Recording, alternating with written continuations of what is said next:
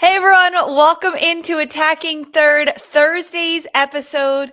And finally, we've been waiting so long for a preview episode, and we finally get it, Dee, finally.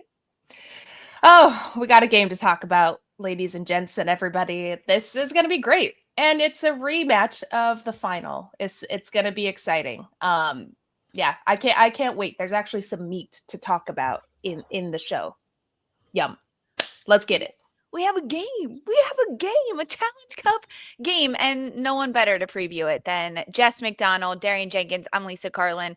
We are chatting all about it today. Some news that has happened. We're going to dive specifically into Washington Spirit a little, then into Orlando Pride, and then preview the 2025 Challenge Cup between the Pride and the Spirit, because finally we get a game, guys. Jess, it's good to have you back. You're all set up. How you doing, my friend? Oh, I am doing fantastic, and honestly looking forward to tomorrow's game because I think it's going to be one of the best Challenge Cup championships that we've seen since it's been a tournament. So I'm super pumped to jump into this discussion today. We'll dive into all things about the Challenge Cup because it has been 5 years now of the Challenge Cup, and every single year has been different.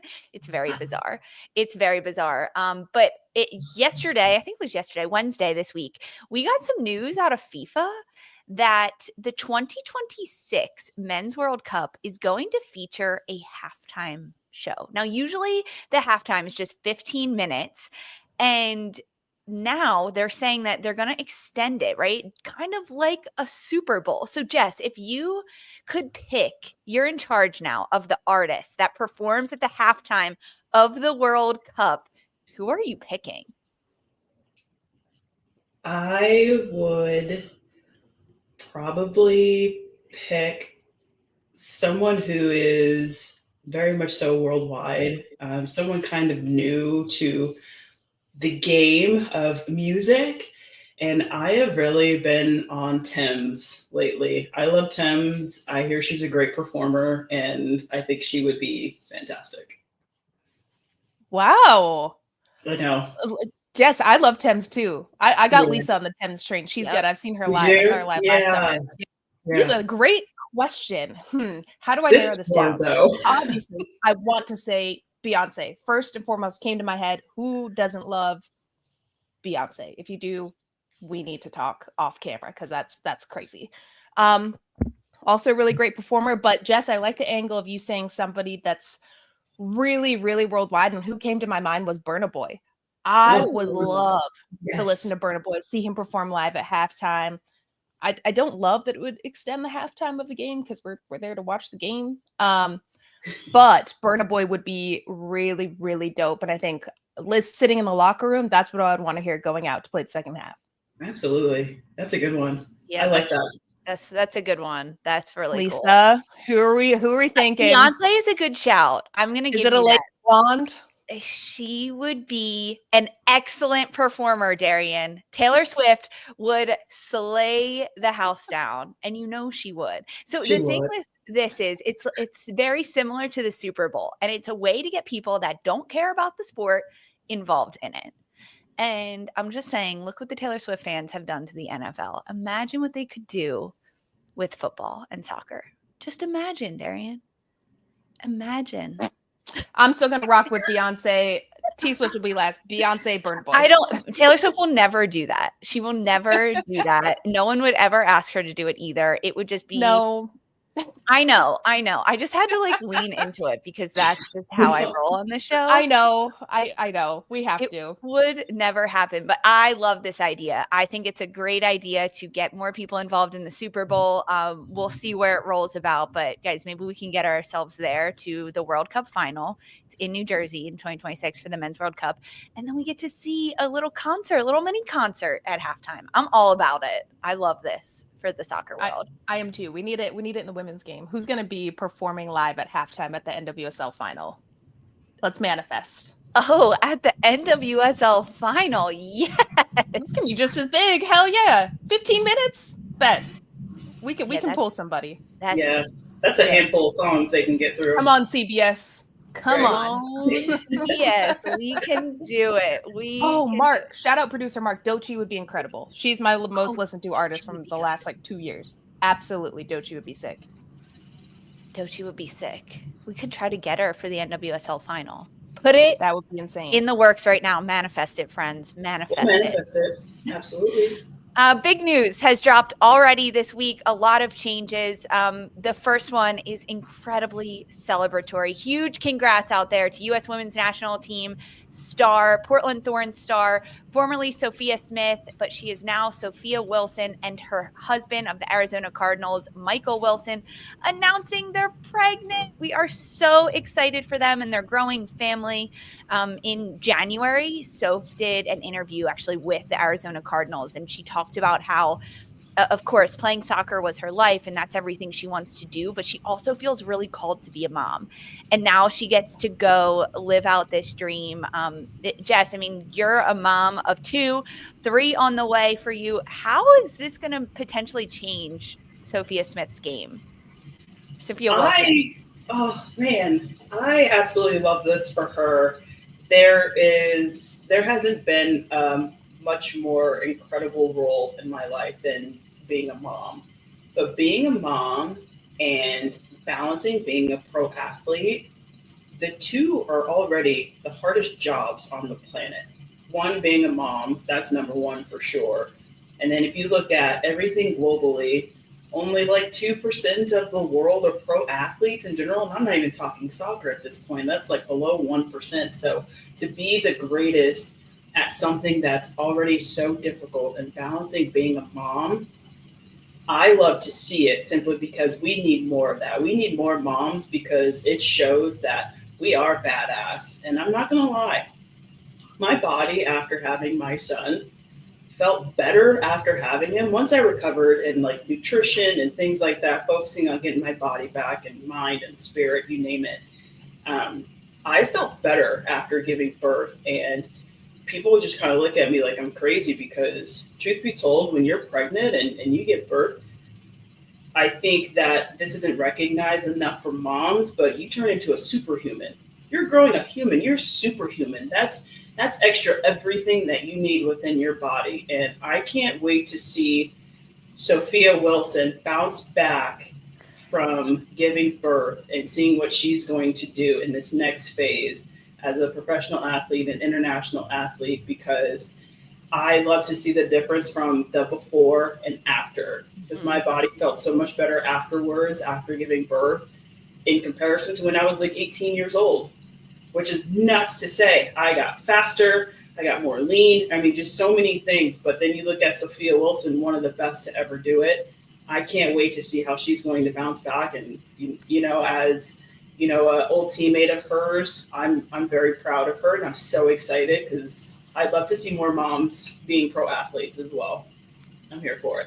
One of the coolest things is that it's not ending her career, right? Like that is something new and different. And with thanks to the PA and the Players Association and all the hard work that both of you players have done, she's still going to be able to get paid. She's still able to use the resources at Portland. And good news for the U.S. because there's no major tournaments, major qualifications over the next year or so that she's going to miss out on. However, there's an NWSL season that presumably she will not be able to partake in this year, which Darian has some Portland fans, quaking in their shoes. This is, I mean, should they be concerned for Portland?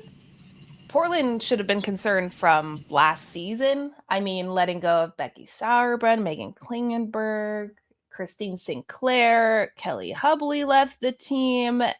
Sophia Wilson was already a really big miss when she was out with her ankle injury for the team. They played completely different without her. Now knowing Sophia Wilson's out, congratulations. This is incredible. I wish you all the health and happiness. Morgan Weaver's out with an injury. Nikki Payne is out. That who were they going to build their team around? Who's going to score goals for Portland? This was something they really struggled with last year. And my concern is, okay, you don't have somebody, at least that we know, they could surprise everybody. It's the NWSL. It's chaotic. Who knows what's going to happen? But looking at the heavy hitters and the kind of DNA players of this team are all out. They're all out. I don't know how they're going to make up for it. They still have a little bit of time to maybe make some adjustments and bring players on, but I'm concerned on how they remain a competitive team for the whole year with all of these players out that really score goals for them and make up a lot of the work defensively as well. Do you think Rob Gale is calling Christine Sinclair? Hey, we'll double your salary if you come out of retirement, come play for the team. I mean, hell, I would be trying to do that too, but I'm going to be interested to see the moves that they make and who they try to acquire, because I think they really need to make up for those goal scores. I mean, you're not going to win games unless you score. If you're watching Champions League, PSG and Liverpool, they had 28 shots and didn't put one away. Liverpool got one, but you have to have people that can put those away. And I don't know on Portland who I'm looking at that's really, really a hunter and a goal scorer right now that we haven't seen yet.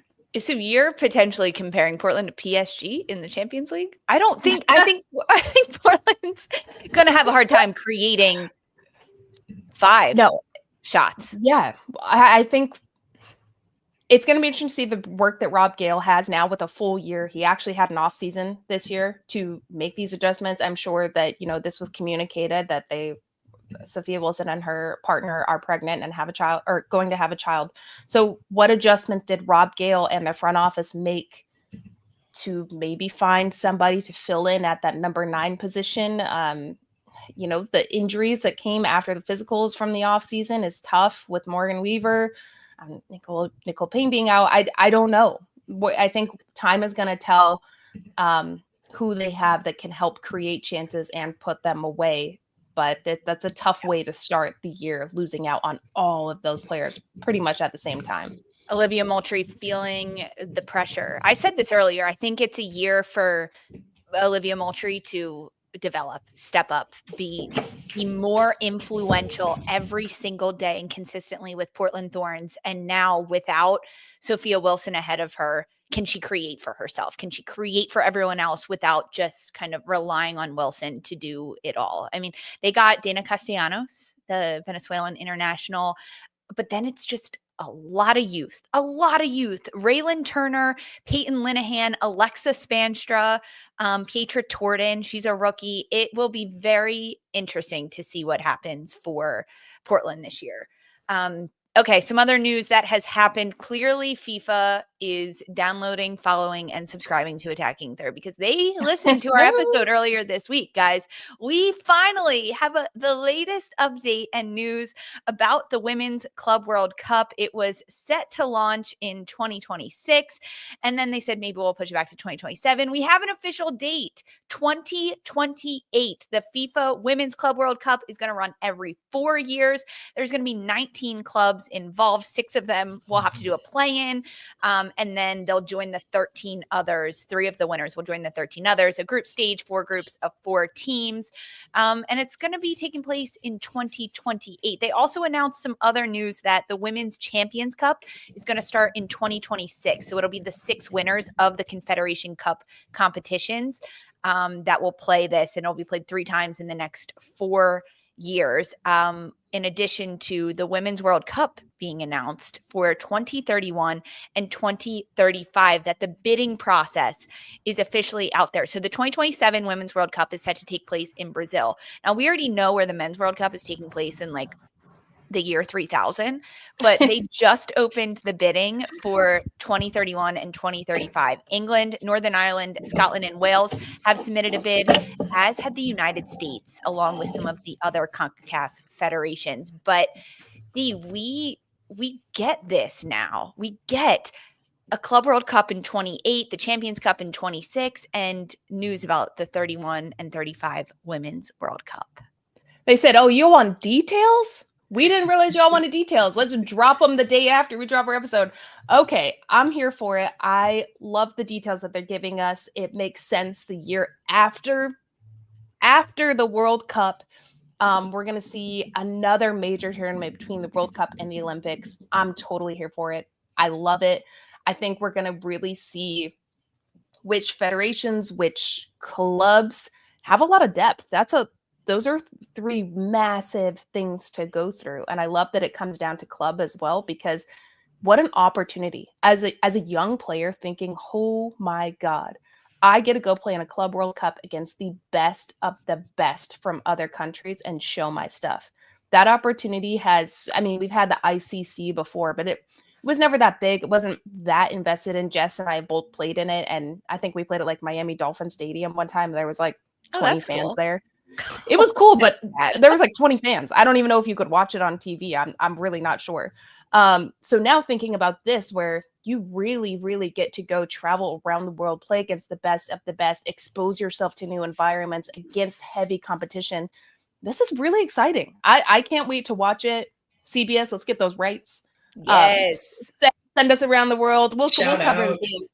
But Yes. I'm really excited for this, and I can't wait to see how teams really adapt and are going to show up against the big dogs. Who do you want to see, Jess? If you could have your ideal club matchup of teams in their prime, who would you want to see? Oh, throw me some Orlando Pride against Barcelona.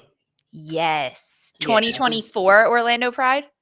2024 Orlando Pride. Yeah, like right now. Oh, we could throw it back Well, to clubs. I mean, I can go with 2018, 2019 NC Courage against Barcelona. You know, I mean, I'm biased, but now if we're talking about current teams, I would have to go with Orlando. Even though, who knows if Marta's going to be retired? I hope not. I would love to see her play for another decade or so. But yeah, I want to see the top NWSL team against Barcelona, because you know Barcelona's in the talks of being the best club globally. So we'll see. That would be a good one. These, Yes. do you have any shouts, or you like that one? I like that one. I actually really want to see the Courage play a PSG type. Ooh. Yeah, I think the Courage really fit.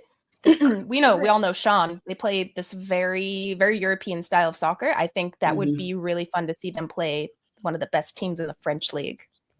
Yeah, that would be fun. I want to see Kansas City against Chelsea. Yes, I knew you were going to go with the Super Goals. League. I like that. I just went goals all over the place. I like that. It's a good really shout. fun. That would be really, really fun.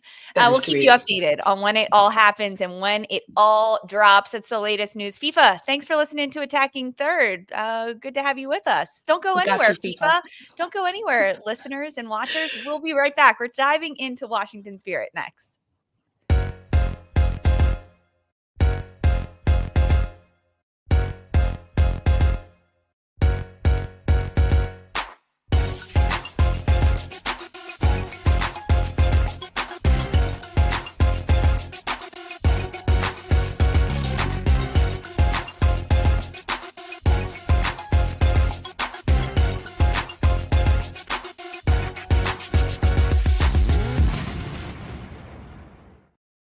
Welcome back to Attacking Third. Washington Spirit.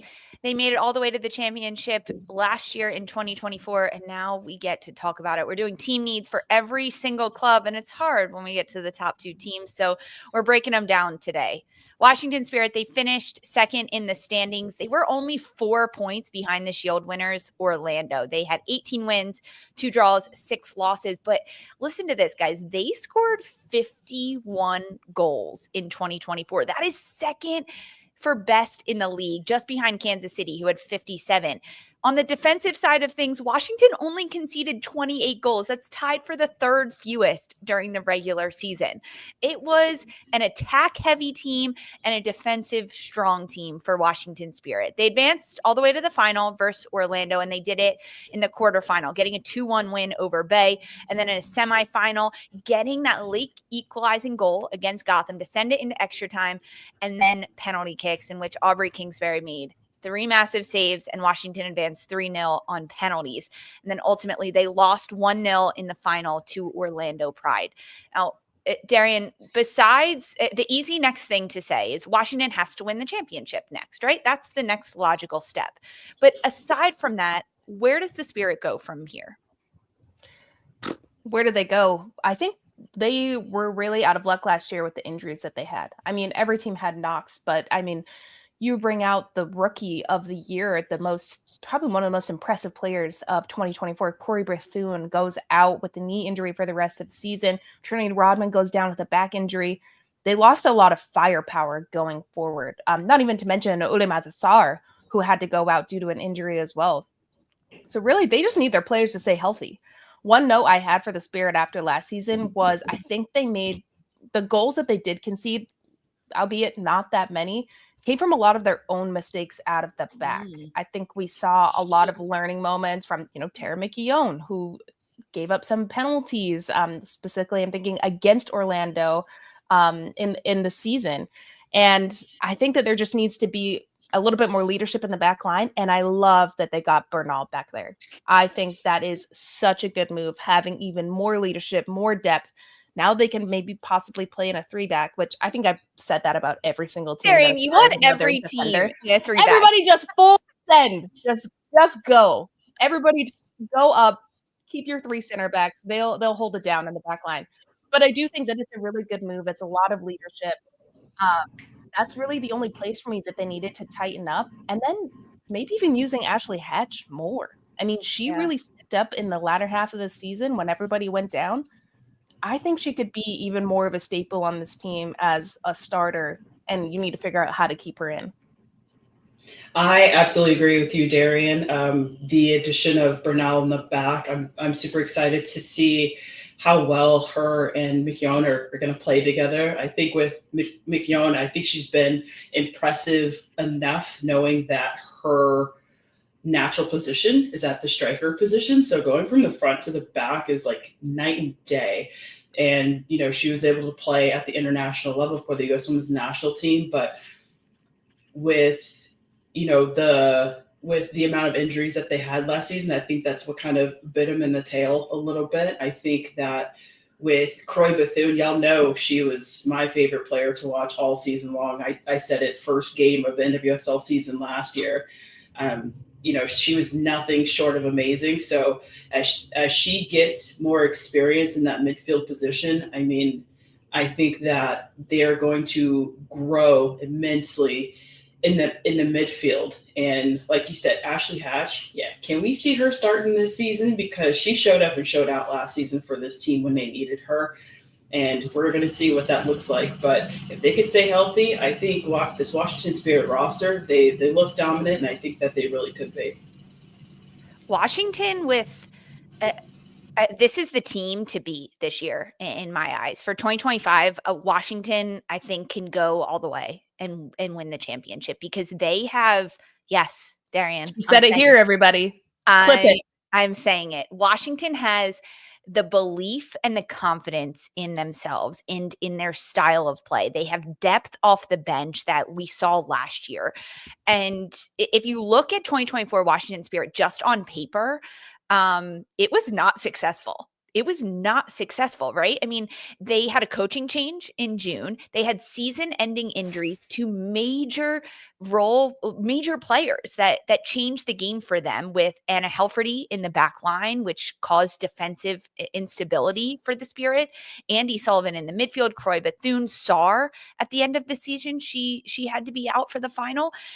But they also had rookies that stepped up in massive, massive ways. All 6 rookies that Washington played with last year had huge impacts. They scored 15 goals, 12 assists. Every single one of them scored a goal. So with a full preseason, a full season under Jonah Giraldez, Washington is a 2025 favorite because they had a successful year despite all the setbacks that Washington faced last year. They had it all in the palm of their hands.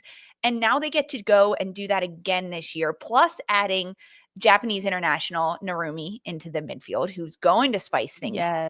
Maybe add some versatility in how Giraldez can play based on different opposition that Washington's going against. Now, this is a big season for Trinity Rodman in my eyes because it is her last season on her current contract that she signed back in 2022. It was the biggest at the time, $1.1 million for a 4-year deal, plus her option that was picked up for the 2025 season. Jess, could this potentially be Trinity Rodman's last year even in the NWSL? I think that she will have huge decisions to make, but this is just my opinion. I think that it would be good for her to try and go play overseas and get some experience elsewhere. She's been fantastic in the NWSL. She's proved herself here. I think that she is obviously one of the faces right now in the NWSL, but I think it would be a good experience for when her contract is up. She'll have some clubs overseas that are going to show some interest in her, and maybe that'll spark her football intelligence at the end of the day. So we'll see what that looks like. Of course, if I'm Washington Spirit, I want to re-sign her. I would love to pick up her option year. But I think moving forward, just to get a sprinkle of experience elsewhere, I think it'd be really good for Trinity Rodman to grow as a player. In the final year of your contract, Z, do you play differently? You ball out. You ball out. I don't think she's going to change her game at all. We're going to see this charismatic, cheeky, stylish, dope player on the field like we've seen since her rookie season, her first game when she came out and scored. I think we're going to see her grow a lot more. This last year was insane for this player. I mean, we were talking before the cameras came out. I'm like, Trinity Rodman is the face of the NWSL. She is one of the biggest faces in the world representing women's sports, specifically women's soccer. So you go out and you have fun. You ball out. You're with one of the best coaches, proven best coaches in the world under Jonah Heraldez. And I think it's going to develop her game even more. If I'm the NWSL and I'm Washington Spirit, and Michelle Moneybags Kang, I'm doing everything to keep Trinity Rodman there. I mean, she is absolutely so emblematic for the sport in the United States and now becoming the world. And she's still really young. She has time to go to Europe. But I think she just goes and balls out this year and enjoys the moment, especially without a major tournament this year where she can really just focus on NWSL being healthy week to week. Let's go. I'm really excited to see how she's going to play. And I mean, she's already has been learning a lot under Jonah Heraldez and his team, but now that they have a full season together, it's go time. I would be fearful to play the Washington Spirit this year. Title contenders? I'll agree with you, Carl. Yes, title contenders for sure. I think they're the team that has a huge target on their back from last season. But doesn't that make them hungrier that they lost it on the last day? Exactly. I think they're going all the way. Jess, where do you stand on this line? Title contenders for Washington Spirit? Yeah, I would have to agree because I think they have something to prove here. I mean, the semi for Kansas City was a little rough at the end of the game. So we'll see how that looks. I think Washington Spirit will go all the way into the championship. They depth wise, they're going to be a very difficult team to beat. I think Kansas City might linger in there though, but we'll see how that looks. I think Chewinga needs a little help up top, but that's a whole nother story. Washington grinded out gritty wins last year. I think they're going to be a little smoother this year. I think they're going to have a little bit more suave on the ball and under Jonah Heraldez be able to, be unstoppable, especially because they lost it on the last day. And it came down to penalties in the semifinal. Like they were so close and that fuels you. Absolutely fuels you. I'm going with it. Washington 2025 champs. Wow. Really clipped that. Yeah. Right. If I were like a Lacey Santos and I have Angelina's push embedded into my head that ended up resulting in Barbara Banda's goal in the NWSL final, I'm using that in every speech against the Orlando Pride to fuel the team. I mean, you don't forget moments like that. So they're going to bring the heat anytime. And this Challenge Cup game is going to be the first sign of it. Probably hitting that weight room a little more too. So we'll see about that. Don't go anywhere. Your arms are already jacked. We don't need you to hit the weight room more. You're pregnant and still have more muscles in your arm than I've had in my whole body. I love it. All right, that's Washington Spirit. That's it. We're done talking about them. We're moving on to Orlando Pride next. Don't go anywhere, guys. We're diving deep into the Pride.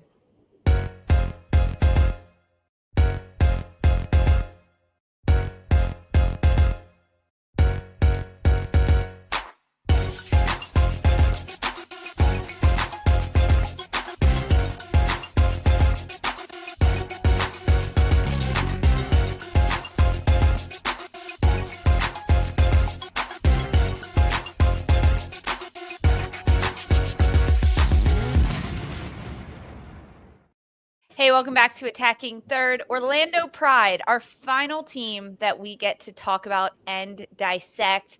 First ever club trophy that they picked up last year in 2024. And then they said, hey, let's do it again. They win the Shield and they win the NWSL Championship doing the double. And they did it through 18 wins, 6 draws, and 2 losses on 60 points. 60 points. Just one of the many, many, many records that Orlando Pride broke last year. They had the most wins and points in a single season, a record for the longest unbeaten streak. They had Marta as well. They retain Marta for this season. They also retain Zambian international Barbara Banda, who went on a tear, MVP candidate at the end of the year. But for Orlando Pride, Jess, this is a team that really looks very similar to 2024. Now, to win the Shield and the championship in one season is a difficult feat that not many teams have done. To run it back and do it 2 years in a row is nearly impossible. However, one team has done it. In 2018 and 2019, the North Carolina Courage won the Shield and the championship in back-to-back years. Darian, you were on that team for 2019 for the second year. Jess, you were on the team. 2018, I'm sorry, for the first year. Jess, you were on that roster for North Carolina both times, the 18th and the 19th year. Does Orlando Pride have what it takes to do the double in back-to-back years? I absolutely think so. I think that since Orlando Pride hasn't made very many changes this season, and they're coming off of such a tremendous season last year, I think they can replicate going into this season. Record may not be as amazing as it was last season, but I think it's very possible for them to win the Shield and the championship this year, simply because there hasn't been very many roster changes, like I said. But at the end of the day, it's so hard to it's hard to break that mentality that a team had already had the season beforehand, and then you're able to transition that going into the next season. But to top it off, Barbara Banda, obviously she was a very standout footballer in the 2024 season in the NWSL. She's very, very young, and this was her first season here. Imagine what she's going to do in 2025, still playing alongside Marta, who is 6-time FIFA Player of the Year, only player to ever score 5 consecutive Olympics, only player who scored 17 goals in all World Cup competitions out of men and women, and that's same with the Olympics, out of men and women. And she has not slowed down, and I don't know what's in that Brazilian blood of hers, but she is on fire right now. And for her to work off of Barbara Banda, I mean, they've been nothing short of amazing, but I want to see Barbara Banda just go out and crush it this season. Obviously, she was great last season. She's young. She's dipping her toe into the water. Now she needs to stick her foot in. And I want to see what she's going to do this season, because those two are going to be the 2 key players, in my opinion, who are going to help Orlando Pride succeed in this 2025 season moving forward. But absolutely, I think they can win the Shield, and I believe they can go off and win the championship as well. Ooh. This is coming from Jess, who won the Shield and the championship with 2018. And then in 2019, she knocked my team out when I was with Seattle Reign. Sad day. But Jess knows what it takes, Darian. She knows what it takes. And we went into like double overtime. Overtime. And I think like half of our team went off with like injuries, and the Courage ended up winning. It was a great goal. Congrats to you. Still bitter. But I do think Orlando, you're right, Jess, they didn't make a ton of changes from last year. And in fact, they got more players back. They have Shonda back. They have Simone Charlie. They have Luana, who's back healthy. They added in Shwifa, who plays with Banda from Zambia. I mean, talk about adding more firepower, when if you probably kept the same roster from last year, this would have been a team that I also would say is going to be another title contender. Yes, I do think that they can repeat. It's just going to be tough, because now when you're a champion and you've won everything, you have such a big target on your back. And Jess, I remember in 2018 playing with you, and I think you had like a speech to the team talking about how every team is going to come play their best game against you. every single time. They may be the worst team and stats-wise at the bottom of the table. They're going to bring their best to you every time you play. Orlando has to just be consistent. Defensively, I think that was, besides, how many goals they're scoring with Barbara Banda in the attack and Marta, defensively, they have to be so solid and organized so that their team can keep creating those chances forward. But I think this is a team to be feared for sure. What's the X factor that Orlando has this year? What is it? That they didn't change much. They have Barbara Banda. They have Marta, who signed another 2-year deal. Those are players you build your team around. You build your style of play. And I think we saw so many ideas from Orlando last year that, that wasn't so just being direct, going to Banda, letting Marta show off her stuff. And we saw the other weapons that Orlando has sometimes get their shine. How do they get all of that to happen at the same time? I think that's their X factor. They already have what they need. It's how are they building on it this year so that we're not just worried about Banda. We're not just worried about Marta. Oh shit, Allie Watt was heating up at the end of the year. That's the best I've seen Allie Watt play. She looked incredible. Doyle coming in. I mean, it's gonna be tough to shut down everything Orlando has. I think losing Adriana for Orlando is tough. To me, that's a hole for them that is going to be a little bit more challenging for Seb Hines to fill this year. But also remember in 2024, Orlando had the emotional drive of Marta, which of course she's still there, but it was this whole incredible story of her being at the club for so long and never winning anything and giving so much to the game. And she retired from international. Was she going to retire from domestic? There was this emotional drive that the players and the team had. Plus, on top of that, Luana, who was going through cancer treatment and then goes into remission. There is this whole mental, emotional side of the game that Orlando had that helped drive them. They don't have that this year. And that is a big change in a team, right? When you have that, there is something that you are fighting for that's an intangible. Now everything that they're fighting for is tangible, another trophy to win, to get back on top, right? But it's not this emotional drive, which I think can change things. And if you don't have that emotional intensity every single day, there are definitely holes where teams can sneak in and creep up on you. I don't expect Orlando to be at the bottom of the table at any point during 2025, but I think it's going to be a much harder season for them to stay at the top, as you mentioned, Dee, because every single team is going to play their best against them and going to look to break them down. And because there aren't as many changes in a team and in a style from what we can expect from Orlando, it's going to be, you're going to have more ammunition going up against what you know from last year's Orlando Pride. And there's a lot to play for this season because they're all gunning for the title and for the trophy. But guys, we get to see it in action. Orlando Pride against Washington to start the season because soccer is back with the NWSL Challenge Cup tomorrow night, 8 p.m. on Prime. Let's talk about it. Don't go anywhere. We're going to preview the whole match.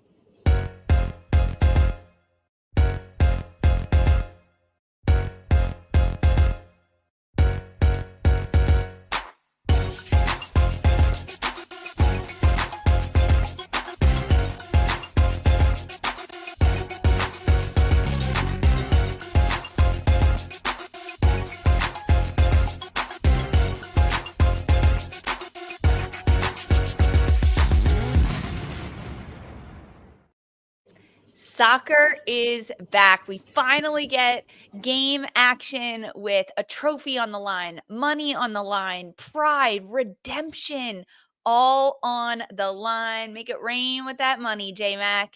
We finally get soccer back. Washington Spirit against Orlando Pride, 8 p.m. Friday night on Amazon Prime. It is the NWSL Challenge Cup. And in the 5 years the Challenge Cup has existed, we have seen 5 different iterations. Now, technically, this is the same setup as last year's Challenge Cup. It's the same format, but because the Shield winner and the championship winner were both Orlando Pride, we get to see a rematch of the final. Do you like this setup, guys? I mean, of all the Challenge Cup setups, which one is the best?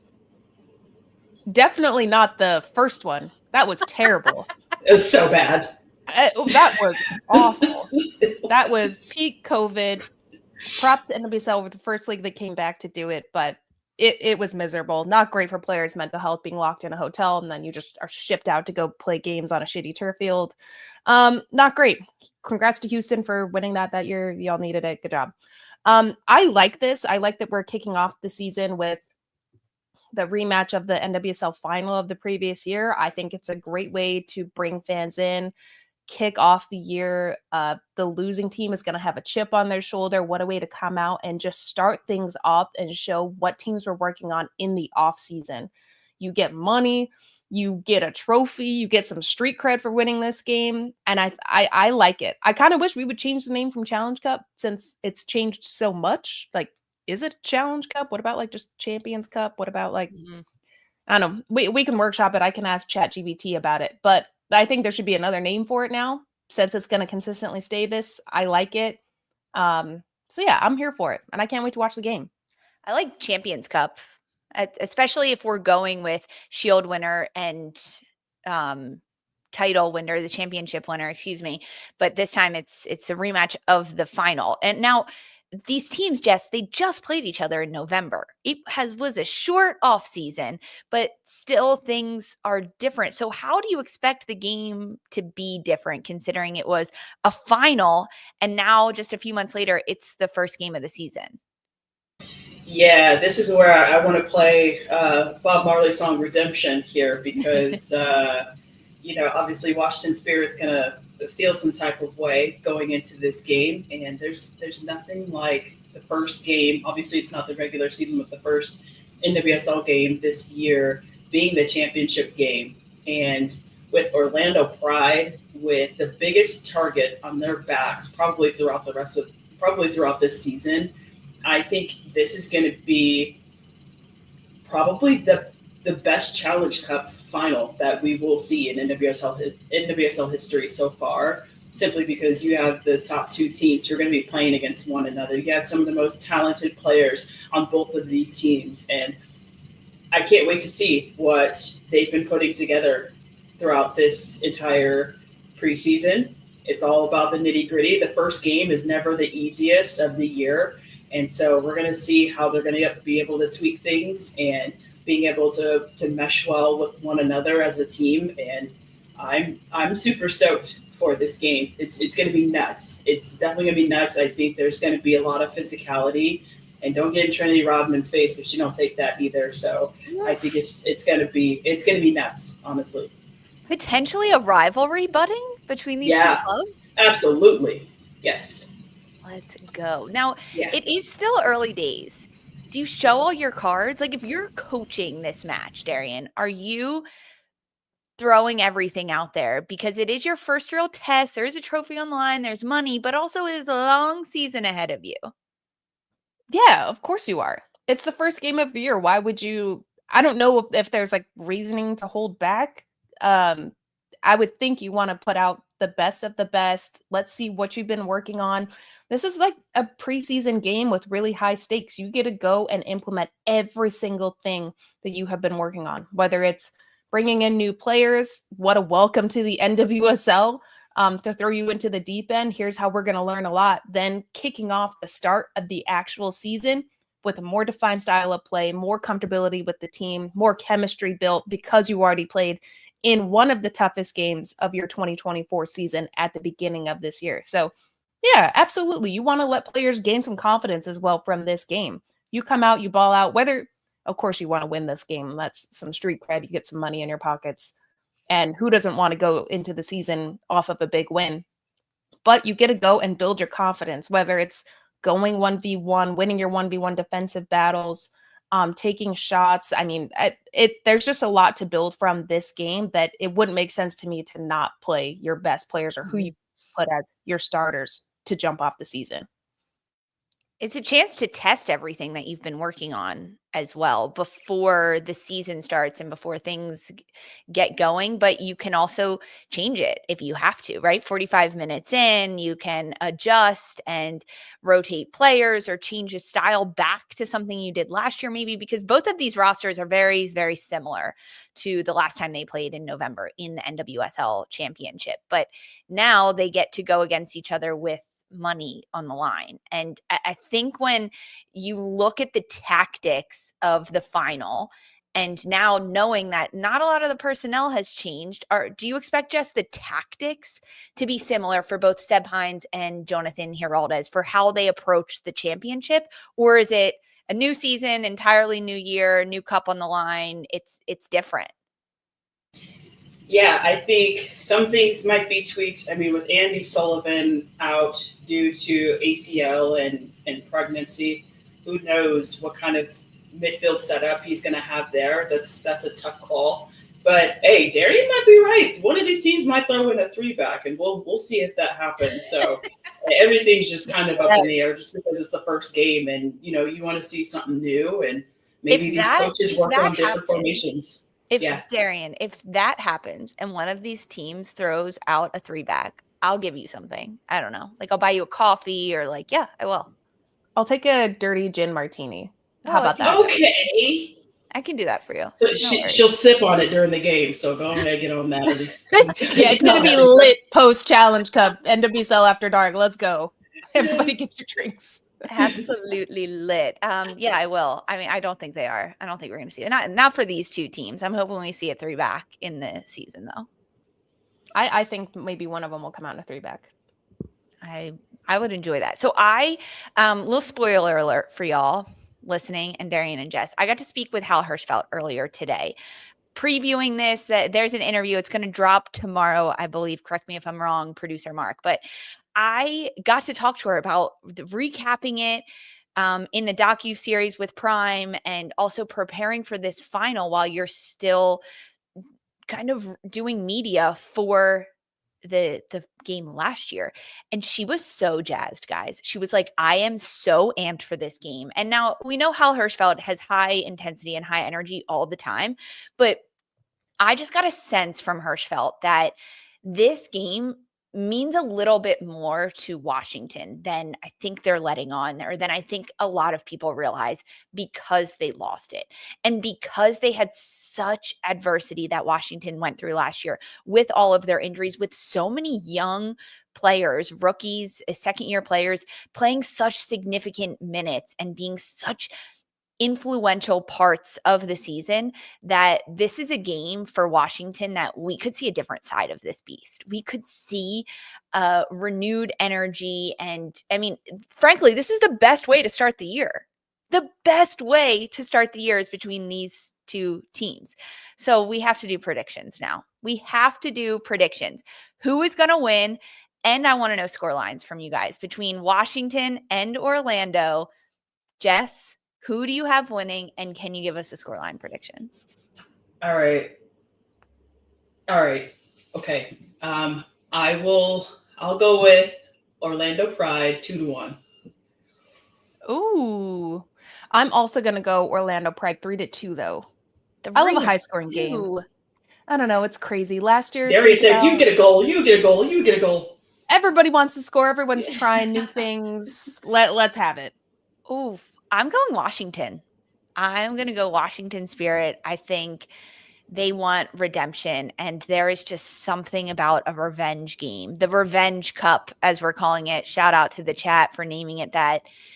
It's different. You feel different. You have a different fire underneath of you to win and be that much better than you were last year and correct everything that you wish you could have changed. You get a chance to do that. Players, teams rarely get a chance to go against the team that they played last that they lost to. I'm going to go 2-1 Washington Spirit win.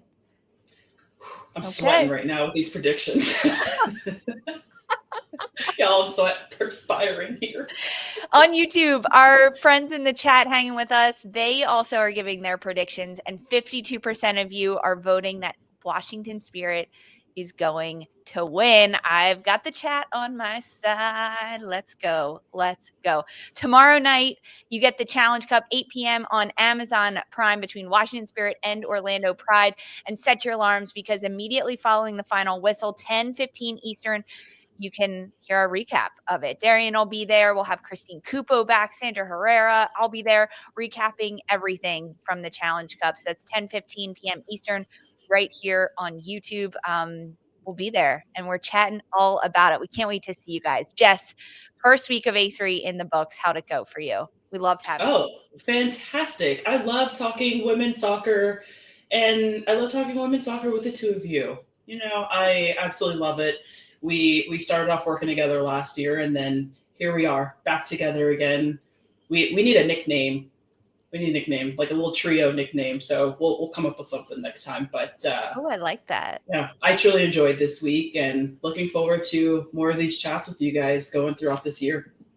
Oh, you're a sweetheart. We're happy to have you. Dee, final thoughts for the people before we say adios and see you tomorrow night? Let's go. Go watch For the Win. It is dope. Amazon Prime put it out. It's really cool. Gives insight to the NWSL players. And tune in with us tomorrow. It's going to be fun. Lisa will be giving me a dirty gin martini. Yes. So, yeah, it's going to be a really loose, fun show. No, I'm just playing. I won't have one. But tune in. It's going to be good to recap the game. Tune in to see how many dirty gin martinis Darian drinks. Ooh, it's max 2. I like that one. Guys, thanks for hanging with us this week. We so appreciate it. Download, follow, subscribe anywhere you listen to Attacking Third. You can watch on YouTube and, of course, on the Golazo Network with CBS Sports. We'll see you tomorrow night, 10:15 p.m. Eastern Time, right here on YouTube for a Challenge Cup recap. For Mark, Darian, Jess, I'm Lisa. See you tomorrow night, guys.